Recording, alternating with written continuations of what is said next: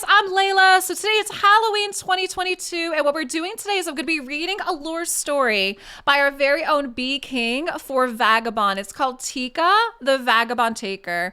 And during this, you are going to see there's going to be artwork, a nice little slideshow behind me. This is artwork that goes along with the story as well. She's 13 years old, you guys.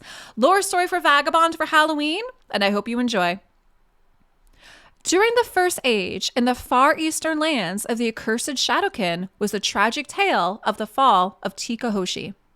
Our tale begins in the deep mountain pass north of the great city Sanguine in Castle Hyzen, ruled for centuries by the powerful Yamada line. The last ruler was Sanja Yamada, who was suffering from the loss of his young wife the winter prior. Alongside Lord Yamada was his longtime advisor, Lady Tika Hoshi. Lord Yamada was in great pain, and Lady Hoshi was desperate to save the Yamada legacy. Lady Hoshi's practice of hoodoo, of small bone miniatures, was not working. She had heard of an old tale of a powerful seer that can call upon their ancient goddess, Mamanatsu, the wish granter. Lord Yamada immediately ordered 20 of his best men to track down the seer. A year had passed, with all hope fading, when the last of his surviving men arrived, handing Lord Yamada a golden parchment that contained a chant to summon Mamanatsu. The frail soldier warned him of great danger. That very night, the troubled, desperate lord stared at the parchment, unable to resist, and he began to read the chant. Mamanatsu appeared to him in the form of his stunning young wife and asked the lord what he wanted from her. Lord Yamada begged for an heir to his kingdom, asking the cost. "Everything, but you will have your heir," she replied. Lord Yamada hastily agreed. She then asked him 3 questions. "Do you wish your child to be cunning or mischievous?" "Cunning," he said quickly. "Do you wish your child to be impetuous or deliberate?" Lord Yamada pondered. "Deliberate is my answer." "And do you want your child indulgent or imperious?" "Indulgent," he answered. The next morning, Lady Hoshi and his servants entered to the sound of a baby's cry. There on the bed with his father was his newborn son, named Daisuku, heir to Castle Hyzen. Lady Hoshi jostled her small bone figures, thankful to her goddess. As Daisuku grew, she noticed unnatural behavior in the child. Dangerous animals could simply speak to him. Insects would stop their sounds, and harsh weather would suddenly clear whenever he was outside. Lady Hoshi soon began to have doubts about her beliefs. Over the decade, Lady Hoshi knew Daisuku was not like his father. He was spoiled, disciplined to pain, and cruel to everyone around him. Daisuku was manipulative, hurt small animals, and teased Lady Hoshi when no one was around. "Old Tika," he taunted her. Lady Hoshi also feared Lord Yamada was aging too quickly, growing frail and weaker by the day, as if he was cursed. Lady Hoshi knew something had to be done. That evening, she grabbed the scroll from her lord's chamber and traveled to the last location where the scout claimed he had found the seer. There, she found an ancient burial ground, not of Shadowkin symbols, but demon horde. The old seer appeared, startling her. Lady Hoshi asked who Mamanatsu was. The seer smiled and answered, "Our goddess protector." She asked, "Can the bargain be broken?" And the seer laughed. "The bargain is complete. You are the one who will set her free." "Why the demon horde markings?" And the seer faded, only leaving echoing laughter. She rode as quickly as she could, but as she arrived, it was too late. Lord Yamada was already dead, and the new Lord Daisuku stood in front of her with soldiers. "Lady Hoshi, I charge you with treason," he said. "You stole the parchment in your hand from my father's chamber, which killed our lord." Turning to his soldiers, he ordered her captured. The men quickly subdued her and strapped her with heavy chains to a large sacrificial stanchion. Lady Hoshi was mocked by those who once revered her. "Traitor," they screamed, spitting and striking her with foliage. The confident Daisuku walked away, laughing. As nightfall came, the storm's downpours hovered over Lady Hyzen.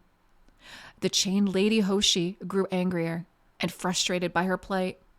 "How could they do this to me?" was all she thought. "All these years of service, all that I have done, and a demon-spawned usurper has taken the throne and has cast her down to the worms." As the night went on, Lady Hoshi seemed resigned to her fate. She remembered the scroll and the passage prayer to summon the goddess. She slowly completed the chant. There was Lord Yamada, her former master. Mamanatsu asked why he was summoned. Lady Hoshi wanted to know why Daisuku was so evil. Mamanatsu explained that the foundation of Daisuku came from her former master's answers. When a perfect apple falls to the ground and spoils, it can never be a perfect apple again, he replied. Lady Hoshi realized that his upbringing made him the way he was. She begged for the means to stop the monster they had created, explaining that Daisuku would bring destruction upon the lands, and that there would be no one to summon her. A god with no followers only becomes a myth. Mamanatsu turned and smiled. Clever, he said. All right, I will help you, but be warned, to destroy evil, you must become evil. What is the price? Lady Hoshi asked. The answer is always the same. All for evil's creation sets me free. Lady Hoshi agreed, but revealed to me who you are, demon. Mamanatsu smiled again, and with a wave of his hand, the image of Lord Yamada altered. His size grew and grew, and there, within the lightning flashes, was a mammoth serpent, black dragon with large teeth, scales, and golden yellow eyes. Lady Hoshi tried to remain calm, as pure terror engulfed her. The dragon Mamanatsu then leaned down to her position. See, human? Not a demon. I am the first, the maker, the savior or destroyer. I am Mamanatsu. And shall we begin? Now, are you vengeance or are you dangerous? And Lady Hoshi replied, vengeance. Are you torment or are you vindictive? Lady Hoshi, without hesitation, replied, torment. Are you malice or are you pain? Lady Hoshi asked why the questions were bad omens. And Mamanatsu replied, evil. To kill evil, remember. The answer, I will waste no more time on you. Malice or pain. Lady Hoshi was truly afraid, but her answer came. Malice, she said. Mamanatsu's eyes glowed. Her eyes' flames spread to the sky and then stopped. Looking back down on Lady Hoshi, an exhilarated Mamanatsu spoke. It is done. And then up in the sky, Mamanatsu flew. Lady Hoshi just looked around at the darkness and nothing. At that moment, the raid would become more violent. The lightning and thunder shook the earth. She screeched in agony. Her rigid hands became white, and the pain was unbearable. She watched as her convulsing body became thinner and her eyes began to burn. She closed them tight in pain. The two guards awoke from their slumber inside the horse stable to the high-pitched screams of Lady Hoshi. They looked at each other with their spears at attention, and the horses winced in fear. The two men arrived at Lady Hoshi's position, but all that remained were heavy chains on the ground. The soldiers looked around, hearing cricket sounds of snapping bones. Tick, tick, tick. The men could not tell which direction the horrid sounds came from. The storm and darkness made it impossible to see. Terrified, they rushed back to the stables, reasoning that Lady Hoshi was either dead or escaped. Upon entering, one pointed to the wall where the two old Kurosaka sickle billhorn blades were now missing. Inside, the young Lord Daisuku was in deep slumber. The window in the distance blustered with rain. The crackling, bone-ticking sound got louder. Then fast lightning revealed a silhouette of a hunched figure and a puddle of water it was standing in. The prince stirred faintly as a massive thunder jolted him up into a sitting position.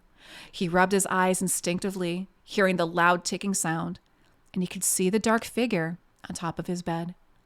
The foul smell and asthmatic breathing made Daisuku hesitate for a split second.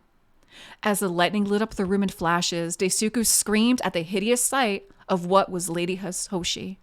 A white skin, hunched monstrosity with a wide-mouthed grin, long tongue, white eyes, and an elongated semi-bald head soaking his coverings.